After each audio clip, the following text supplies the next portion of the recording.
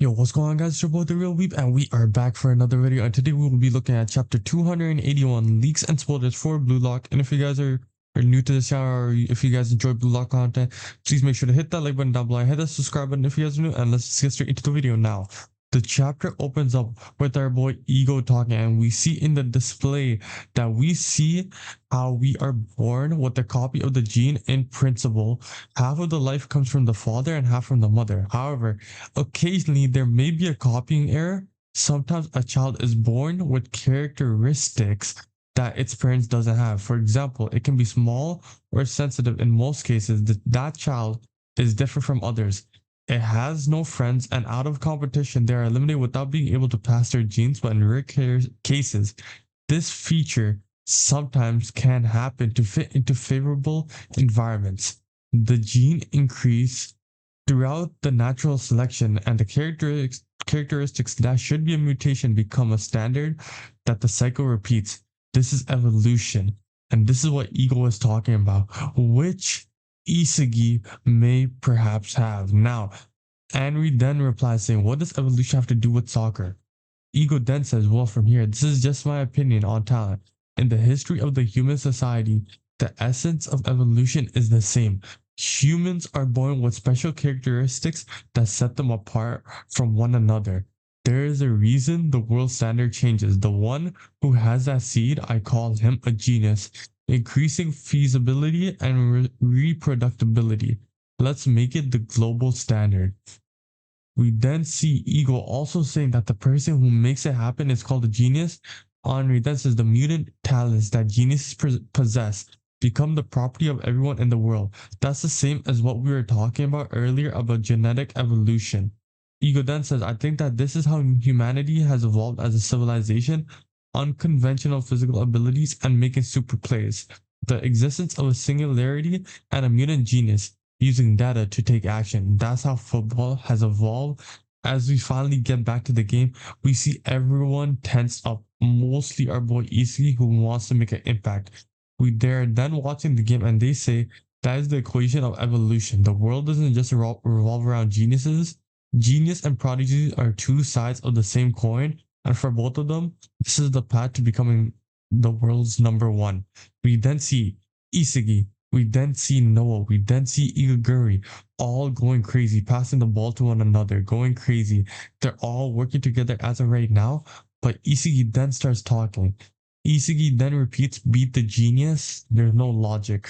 Playing like geniuses go beyond reason and make crazy plays.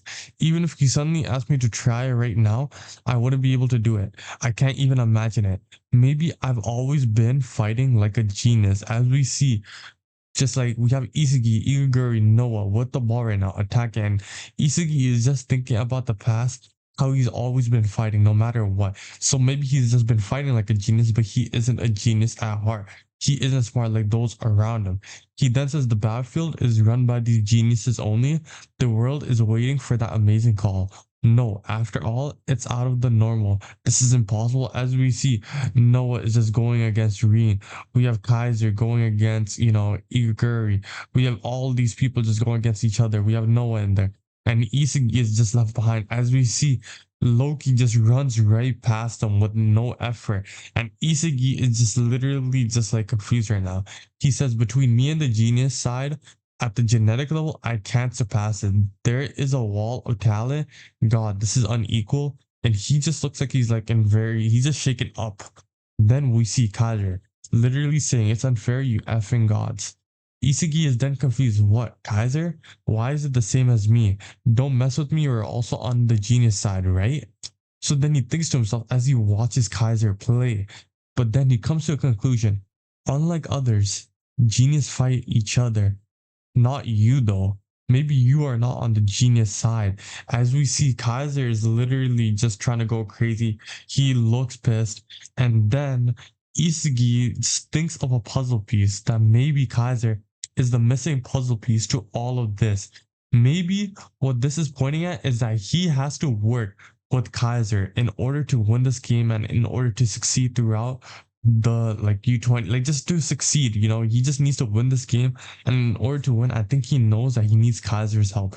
Kaiser is the missing piece to this. I think as well he will unlock his ego vision like I did in my last theory video. I really think he's gonna get ego vision. For right now, I think they're gonna focus on Isagi and Kaiser teaming up in order to get the last goal. I think Isagi will finally come together. He will finally come together with his, like, with what he's struggling on. He will fix those mistakes in the next chapter, and that will lead to most likely him getting a goal, if not Kaiser scoring the final goal. That is what my prediction is for the next chapter. And with this chapter coming to an end, I don't really have that much to say, but honestly, it was a pretty cool chapter.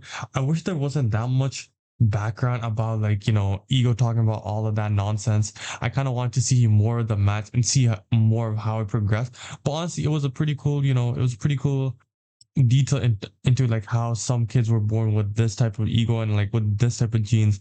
So yeah, honestly, I think the next chapter is gonna be called, like, or the next chapter is called I Need You, because Kaiser and Isagi right now, they need each other more than ever. They need each other in order to win, because right now they're the key to winning this game. They're not gonna beat Reen like just like normally. They have to use some crazy tactics in order to beat that team. And with Loki on their side as well, they have the upper hand. Like, they Loki have some good players. So I think next chapter Bastard Moonchin is gonna come away with the win. That is my prediction. And if you guys did enjoy this video, please make sure to hit that like button down below and hit the subscribe button if you guys are new. And I'll see you guys in the next one. Peace.